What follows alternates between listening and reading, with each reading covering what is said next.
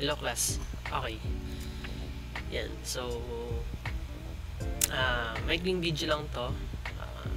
I will separate another video tutorial for dun sa ibang steps para hindi ganun kahaba yung full video natin. So, first things first, search yung airfoiltools.com, and then ito yung gagamitin natin sa pag-create ng inyong curve line or yung ating gagamitin na pattern ng curve para sa wing or blade ng aircraft.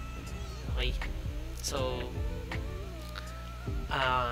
after ma-search ito, search nyo itong Naka series kahit anong airfoil ang gagamitin nyo, and then after that is kapag na-search nyo yan, lalabas yung gantong platter, and then kapag dinala nyo siya dito sa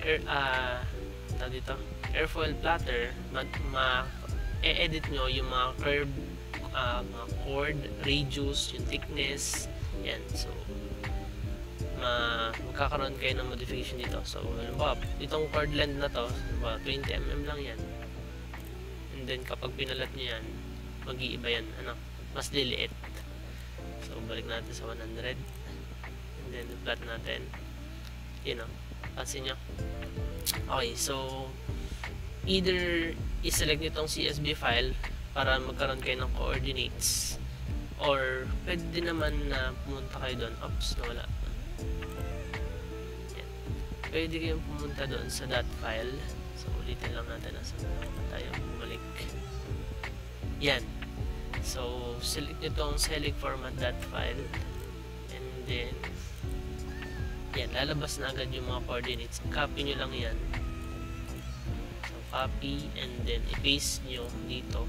So yan, may naka-paste na ako, so ulitin ko lang to.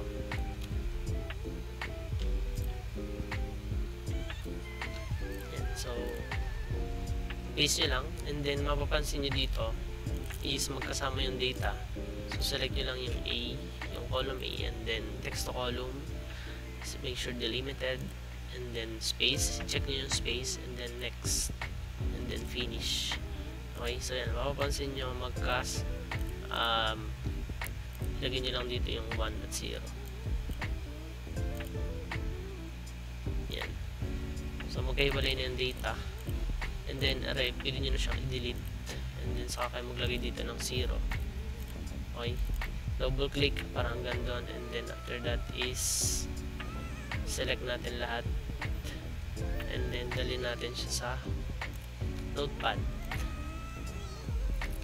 So, dito sa notepad, though magkakagulo yung mga data dyan, mababasa naman doon yan ni SolidWorks, pero ang ginagawa ko is tinatab ko lang yan para mas malinis tingnan, at saka sure natin na mababasa siya ni SolidWorks. Yan. Okay.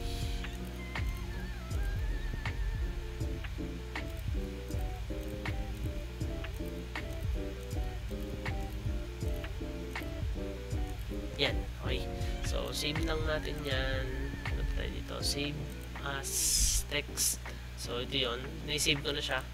So, naka-64212. So, make sure na naka-text siya. And then, i-save nyo lang. So, meron na naman ako na-save. And then, after that, punta kayo sa SolidWorks. Create a part. And then, after that, is punta kayo dun sa curve feature. So, wait lang. Naglo-loading lang yung akin.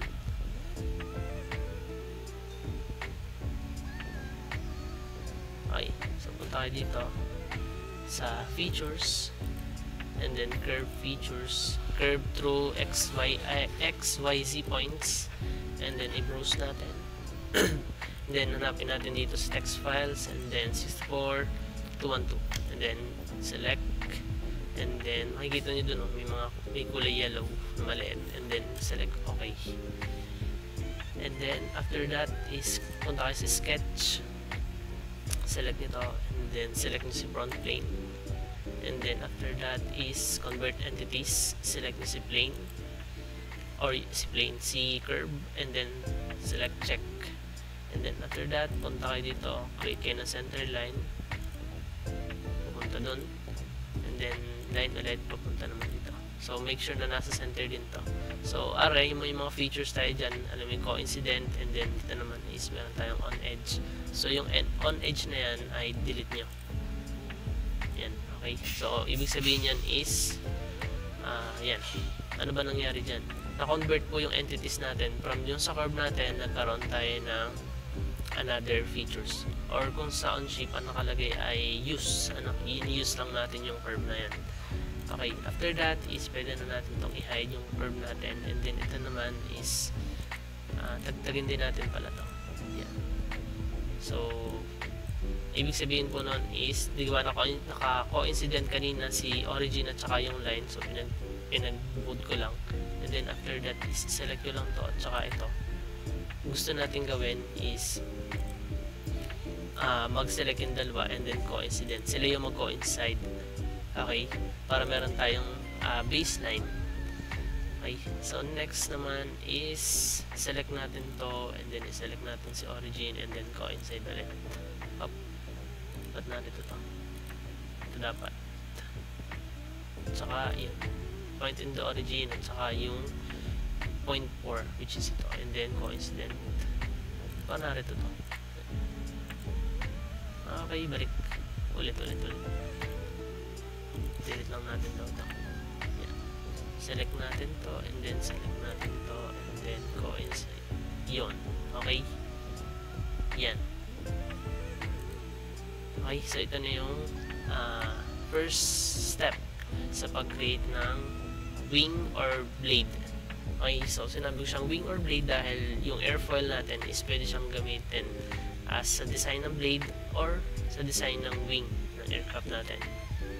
Okay, so see you in the next part.